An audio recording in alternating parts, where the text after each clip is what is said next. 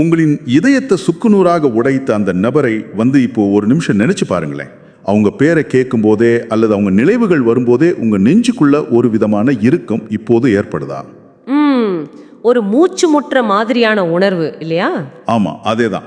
ஆனா ஒருவேளை உங்க சொந்த மூளையும் இந்த பரந்த பிரபஞ்சமும் சேர்ந்து உங்க வழியை முற்றிலுமா மாற்றி எழுத தொடர்ந்து முயற்சிக்கிறாங்க அப்படின்னும் உங்களுக்கு வர்ற அந்த மாற்றத்துக்கான சிக்னல்களை, நோட்டிபிகேஷன்களை நீங்க கவனிக்காம விட்டுட்டு இருக்கீங்க அப்படின்னு நான் சொன்னா உங்களால நம்ப முடியுதா? நிஜமாவே இது பலருக்கும் ஆச்சரியமா இருக்கும். கண்டிப்பா. அதை பத்தி தான் இன்னைக்கு நாம ஆழமா அலச போறோம். இது வெறும் தத்துவ பேச்சு கிடையாது. காயம்பட்ட ஒரு மனித மனம் எப்படி மறுபடியும் தன்னைத்தானே தகவமைச்சுக்கிட்டு ஒரு புதிய காதலுக்காக தயாராகுது அப்படிங்கிறத பத்தின நம்ம குறிப்புகளோட மிக நுட்பமான ஒரு பார்வை இது. சரிதான். இந்த குறிப்புகள்ல என்னை ரொம்பவே சிந்திக்க வச்ச ஒரு வரி இருக்கு.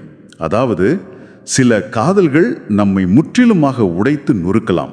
ஆனா அந்த உடைந்த இதயத்தின் சிதறல்களில் இருந்துதான் ஒரு புதிய வாழ்க்கையே பிறக்க முடியும். இது கேட்கறதுக்கு ஒரு கவிதை மாதிரி இருக்கலாம். ஆனா இதுக்கு பின்னாடி இருக்கிற உளவியலும் பிரபஞ்சத்தோட செயல்பாடுகளும் ரொம்ப ரொம்ப ஆழமானவை.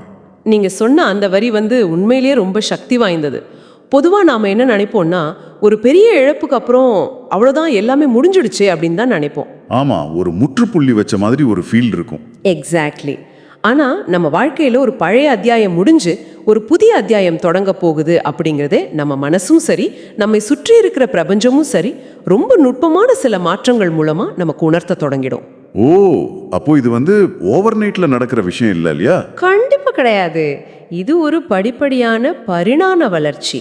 நம்ம குறிப்புகள் இந்த மாற்றத்தை ரொம்ப தெளிவா விளக்குது.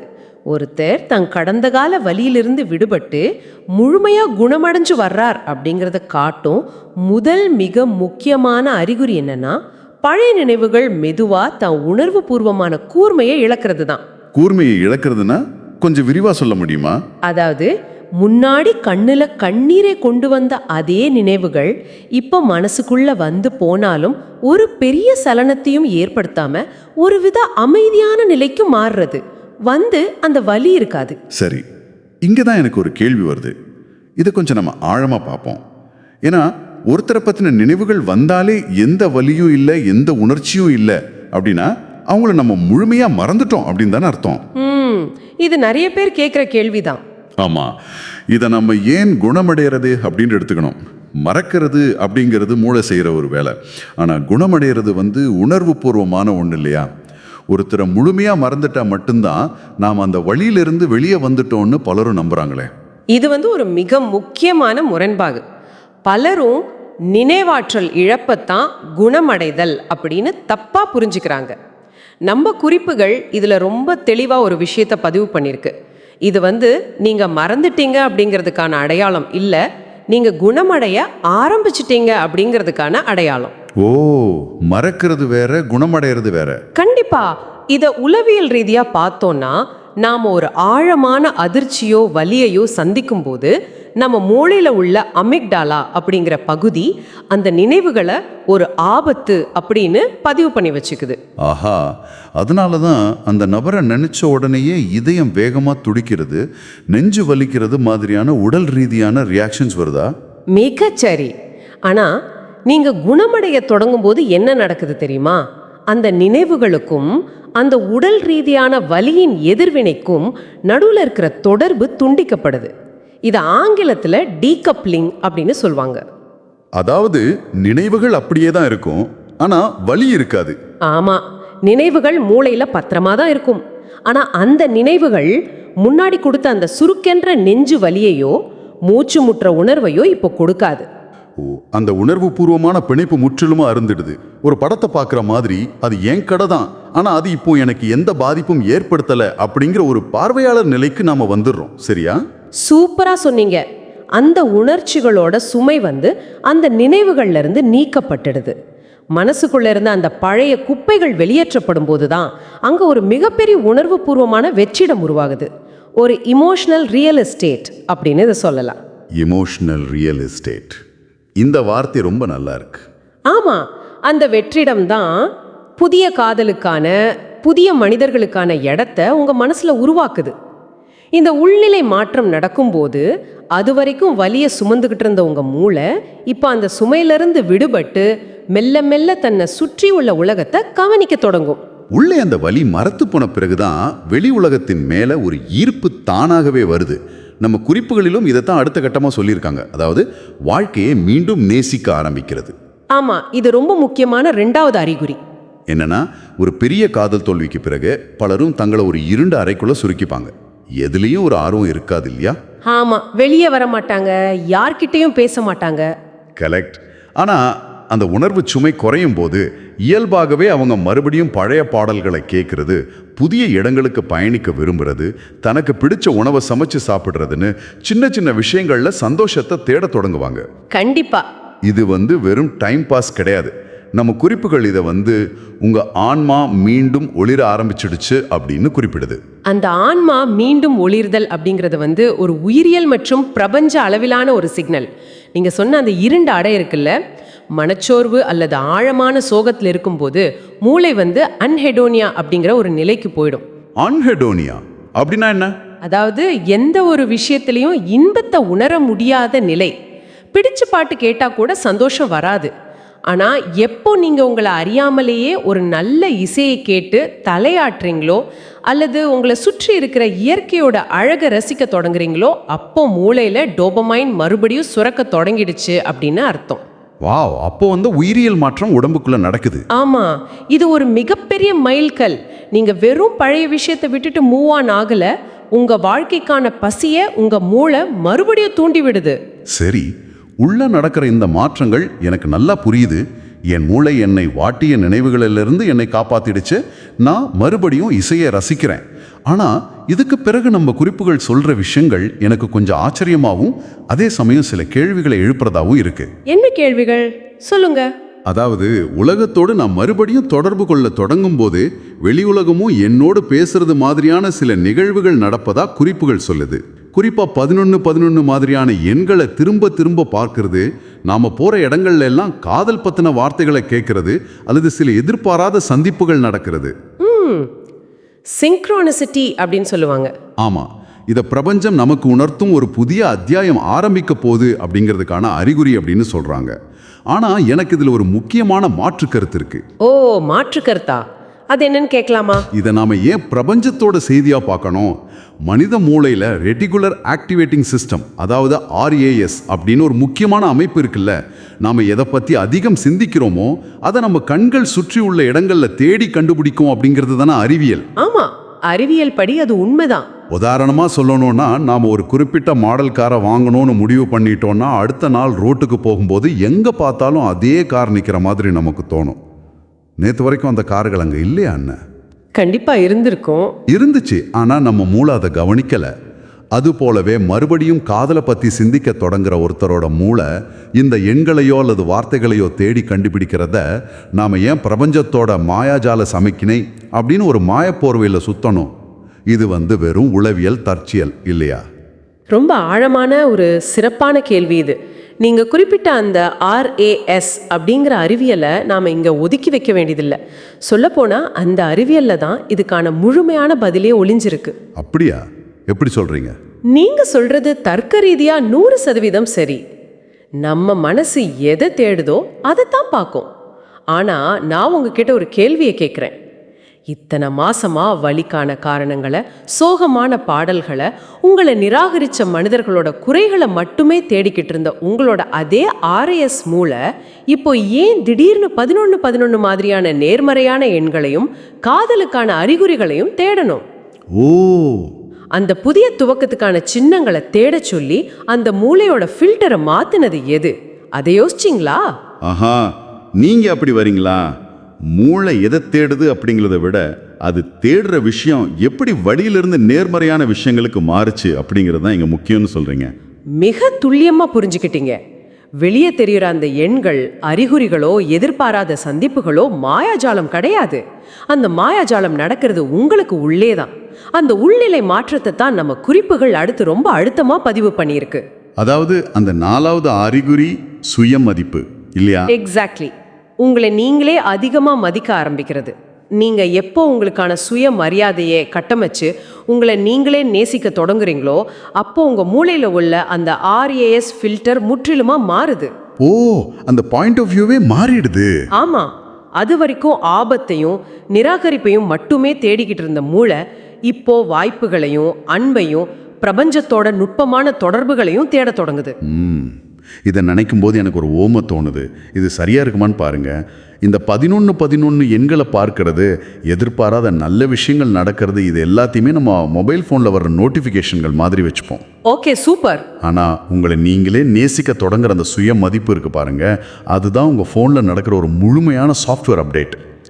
பழைய சாஃப்ட்வேரில் இருக்கும்போது ஃபோனு ஹேங் ஆகும், எந்த புதிய நோட்டிஃபிகேஷனும் வராது. ஆமா, லாக் ஆகி நிற்கும். கரெக்ட்.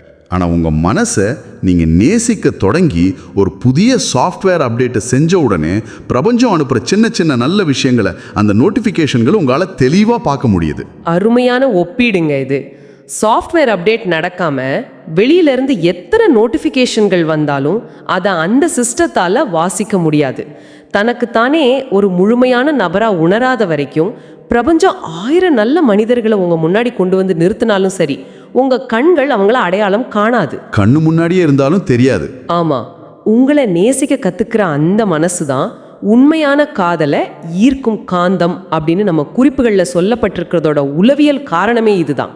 ஒரு காலத்தில் மற்றவங்களோட அன்பிற்காகவும் அங்கீகாரத்துக்காகவும் கையேந்தி நின்ற ஒரு மனம் இப்போ என் அமைதியும் என் சந்தோஷமும் தான் எனக்கு மிக முக்கியம் அப்படின்னு தன்னைத்தானே அணைச்சிக்குது. நிஜமாவே இது ஒரு பெரிய பக்குவம் தாங்க. தொடங்கின ஒரு மனசுக்கு தான் இன்னொருத்தர் தர்ற உண்மையான காதலோட அளவும் மதிப்பும் புரியும். இந்த இடத்துல தான் மனித மனத்தோட பரிணாம வளர்ச்சி முழுமையடையுதுன்னு நான் நினைக்கிறேன். என் மூளை வழியை தேடுறதை நிறுத்திடுச்சு, வளர்ச்சியை கவனிக்க தொடங்கிடுச்சு. என் மதிப்பு எனக்கு தெரிஞ்சதால பிரபஞ்ச காட்டுற சின்ன சின்ன சிக்னல்ஸ்களையும் நான் என் வளர்ச்சிக்காக பயன்படுத்த தொடங்கிட்டேன். ரொம்ப அழகா சம்மரைஸ் பண்ணீங்க. சரி, இப்படிப்பட்ட ஒரு மனநிலையை அடைஞ்ச பிறகு ஒரு மனிதனோட எதிர்காலம் எப்படி இருக்கும்? நம்ம குறிப்புகள் சுட்டி காட்டுற அந்த இறுதியான ஆனால் மிக முக்கியமான மாற்றம் என்ன? அந்த 5வது அறிகுறி. அதுதான் ஒரு முழுமையான குணமடைதலோட உச்சக்கட்டம். இந்த ஒட்டுமொட்ட பயணத்தோட இறுதி இலக்கு அப்படின்னே அதை சொல்லலாம். அது எதிர்காலத்தின் மீதான ஒரு அமைதியான நம்பிக்கையை உருவாக்குறது. இங்கிலீஷில் குவைட் கான்ஃபிடன்ஸ் அப்படின்னு சொல்லுவாங்க. அமைதியான நம்பிக்கை, அதாவது இனிமேல் என் வாழ்க்கையில் காதலே வராது, இனி யாரும் என்னை நேசிக்க மாட்டாங்க அப்படின்னு ரொம்ப காலமாக இருந்த ஒரு பயம் மெதுவாக விலகி, அதுக்கு பதிலாக ஒரு நாள் எனக்கான சரியான மனிதர் கட்டாயம் வருவார் அப்படிங்கிற ஒரு ஆழமான அமைதியான நம்பிக்கை பெருக்கிறது. சரியா? ஆமா, அதேதான். இது கேட்கறதுக்கு ரொம்ப இதமா இருக்கு. ஆனா நடைமுறை வாழ்க்கையில எனக்கு ஒரு சந்தேகம் வருது. என்ன சந்தேகம்? பொதுவா பலரும் ஒரு முறை காதல்ல அடிபட்டுட்டா இனி எனக்கு எந்த உறவுமே வேண்டாம் அப்படின்னு தங்களை சுத்தி ஒரு பெரிய பாதுகாப்பான சுவரை எழுப்பிக்கிறாங்க இல்லையா? அதுதானே புத்திசாலித்தனம். மறுபடியும் ஒரு முறை சரியான மனிதர் வருவார்னு நம்பி அதுவும் ஏமாற்றத்தில் முடிஞ்சா என்ன செய்யறது அப்படிங்கிற பயம் எழாதா? இது இன்றைய நவீன உறவுகளில் பலரும் எதிர்கொள்கிற ஒரு மிக முக்கியமான சிக்கல். தங்களை சுற்றி ஒரு சுவரை எழுப்பிக்கிறது பாதுகாப்பானது போல தோணும், ஆனால் அது வெறும் பயத்தோட வெளிப்பாடு தான். ஓ, அது பாதுகாப்பு இல்லையா? கிடையாது. நம்ம குறிப்புகளில் பயன்படுத்தப்பட்டிருக்கிற அந்த வார்த்தைகளை நீங்கள் ரொம்ப கூர்ந்து கவனிக்கணும். அங்கே அமைதியான நம்பிக்கை அப்படின்னு சொல்லப்பட்டிருக்கு. இது அவநம்பிக்கையோடும் ஒருவித அவசரத்தோடும் ஒருத்தரை தேடுற பசி கிடையாது. அவசரமா தேடுறதுன்னா, அதாவது ஒரு டேட்டிங் ஆப்பில் மணிக்கணக்காக உட்காந்துக்கிட்டு யாராவது என்னை காப்பாற்ற மாட்டாங்களா, என் தனிமையை போக்க மாட்டாங்களா அப்படின்னு பரிதவிப்போட தேடுற தேடல் அது கிடையாது. அப்படி என்றால் இந்த அமைதியான நம்பிக்கையை நாம எப்படி புரிஞ்சுக்கிறது? இதை ஒரு விதையை விதைக்கிறதுக்கு ஒப்பிடலாம். ஒரு விவசாயி நிலத்துல ஒரு விதையை விதைக்கிறார், அதுக்கு தண்ணீர் ஊத்துறார். அதுக்கப்புறம் அவர் என்ன செய்கிறார்? வசந்த காலம் வரும், அந்த விதை முளைக்கும் அப்படிங்கிற அமைதியான நம்பிக்கையோட தான் அடுத்த வேலையை பார்க்க போயிடுறார். ஆமா, அவர் டெய்லி போய் தோண்டி பார்க்க மாட்டார். எக்ஸாக்ட்லி. அந்த விதை முளைக்குதா வேர் விடுதா அப்படின்னு பயத்துல தினமும் அந்த மண்ணை தோண்டி பார்த்துக்கிட்டு இருந்தா அந்த விதை ஒருபோதும் வளராது. அதுபோலதான் இந்த அமைதியான நம்பிக்கையும். உங்களை நீங்களே முழுமையா நேசிக்கிறதால உங்களுக்கு என்ன வேணும், உங்க மதிப்பு என்ன அப்படிங்கிறது உங்களுக்கு ரொம்ப தெளிவா தெரிஞ்சிடுது. அதனால நாம யாரையும் ஒரு தேவைக்காக தேடி போக மாட்டோம். மிகச்சரி. நீங்க இப்போ ஒரு தேவையோடு யாரையும் அணுகிறதில்ல. எனக்கு ஒரு துணை வேணும், ஆனா அவங்க தான் என் குறைகளை தீர்த்து என்னை முழுமையாக்கணும் அப்படிங்கிற அவசியம் இங்க இல்லை. நான் ஏற்கனவே முழுமையா தான் இருக்கேன் அப்படிங்கிற முதிர்ச்சியான புரிதல். அந்த தன்னிறைவு வந்துட்டா யாருக்காகவும் நாம நம்மை தாழ்த்திக்க மாட்டோம் இல்லையா? சரியா புடிச்சிங்க. இந்த அமைதியான நம்பிக்கை உங்க மனசுல ஆழமா வேரூன்றி இருக்கும்போது, ஒருவேளை உங்க அடுத்த உறவுல சில சவால்களோ சிறு சிறு ஏமாற்றங்களை வந்தா கூட அதை சமாளிக்கிற தைரியம் உங்களுக்கு இயல்பாவே வந்துடும். ஏன்னா என் சந்தோஷத்தோட சாவியே நான் மத்தவங்க கிட்ட கொடுக்கல. ஆமா, உங்க சந்தோஷத்தோட சாவி இப்போ உங்ககிட்ட தான் இருக்கு. பிரபஞ்சம் உங்களுக்காக சரியான விஷயங்களை சரியான நேரத்துல செய்யும் அப்படிங்கிற அந்த அமைதியான காத்திருப்பு தான் ஒரு புதிய முதிர்ச்சியான காதல் வாழ்க்கைக்குள்ள நீங்க நுழைய போறீங்க அப்படிங்கிறதுக்கான மிக முக்கியமான சிக்னல். உண்மையாகவே ஒரு உடைந்த மனசுல இருந்து தொடங்கி ஒரு முழுமையான முதிர்ச்சியான மனிதரா மாறுற இந்த பயணம் ரொம்பவே பிரமிக்க வைக்குது.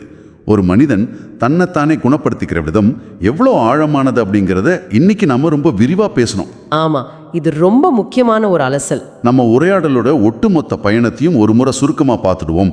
முதல்ல மூளையோட உணர்வுபூர்வமான பிணைப்பு அறுபட்டு நினைவுகள் எந்த வலியும் இல்லாம கடந்து போறது. ரெண்டாவது, அந்த வலி விலகிய வெற்றிடத்துல வாழ்க்கையோட சின்ன சின்ன விஷயங்கள் மீதான ஆர்வம் மறுபடியும் துளிர்க்கிறது. மூணாவது, உங்க அகமாற்றத்தோட விளைவா 11 மாதிரியான நுட்பமான நோட்டிபிகேஷன்களை உங்க மூளை மறுபடியும் கவனிக்க தொடங்குறது. நாலாவது, அந்த நோட்டிஃபிகேஷன்களை வாசிக்கிறதுக்கான சாஃப்ட்வேர் அப்டேட்டா உங்களை நீங்களே முழுமையா நேசிக்க தொடங்குற சுய மதிப்பு பிறக்கிறது. ரொம்ப கரெக்ட். மற்றும் இறுதியா, பரிதவிப்புகள் அடங்கி ஒரு நாள் எனக்கான வசந்த காலம் வரும் அப்படிங்கிற அமைதியான நம்பிக்கையோட எதிர்காலம் பத்தின பயம் நீங்கி ஒரு தெளிவான நிலையை அடையிறது. இவை எல்லாமே ஒன்றோடு ஒன்று ரொம்ப நெருக்கமா பிணைக்கப்பட்டவை. கடந்த காலத்தோட வழியை அறுத்து நிகழ்காலத்தை நேசிக்க தொடங்கி எதிர்காலத்தை நம்பிக்கையோட எதிர்கொள்ற ஒரு அழகான உளவியல் மற்றும் பிரபஞ்ச தொடர்பு இது. நீங்க இப்ப எங்களை கேட்டுக்கிட்டு இருக்கீங்க அப்படின்னா உங்களோட தற்போதைய மனநிலையை ஒரு முறை திரும்பி பாருங்க. உங்களை நீங்களே தொடர்ந்து கடினமான வார்த்தைகளால விமர்சிச்சுக்கிட்டு இருக்கீங்களா? அதை முதல்ல நிறுத்துங்க. கண்டிப்பா. உங்க காயங்கள் மெதுவா ஆறத் தொடங்கி இருக்கிறதுக்கான அறிகுறிகள் உங்க வாழ்க்கையில எங்கேயாவது தென்படுதா அப்படிங்கிறத கூர்ந்து கவனிங்க.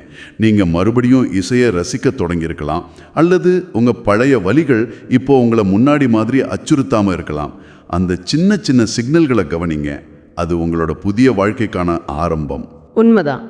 இந்த ஆழமான அலசலை முடிப்பதற்கு முன்னாடி உங்களுக்கு ஒரு இறுதி சிந்தனையை விட்டு செல்ல விரும்புகிறேன். நாம் இவ்வளவு நேரம் பிரபஞ்சம் உங்களுக்காக வேலை செய்து, பிரபஞ்சம் உங்களுக்கு புதிய மனிதர்களை கொண்டு வரும் அப்படின்னு எல்லாம் பேசணும் இல்லையா? ஆனால் இதை இப்படி யோசிச்சு பாருங்க. உங்களுக்காக தொடர்ந்து வேலை செய்துகிட்டு இருக்கிற, உங்களை மீண்டும் வாழ தூண்டுற இந்த பிரபஞ்சம் அப்படிங்கிறது வெளியே எங்கோ வானத்தில் நட்சத்திரங்களுக்கு இடையில இல்லை. மாறா காயங்கள் எல்லாம் ஆறி பழைய சுவர்களை தகர்த்து தன்னைத்தானே முழுமையா நேசிக்க தொடங்கிய உங்களோட சொந்த மனசு தான் அந்த பிரபஞ்சம். அப்படின்னா வாவ், உங்க மனம் ஒரு பிரபஞ்சமா மாறி உங்களுக்காகவே இயங்குது அப்படிங்கிறது எவ்வளவு பெரிய பேரதிசயம். அது சாத்தியம்தான். சிந்திச்சு பாருங்க. மீண்டும் ஒரு புதிய ஆழமான அலசலில் சந்திப்போம்.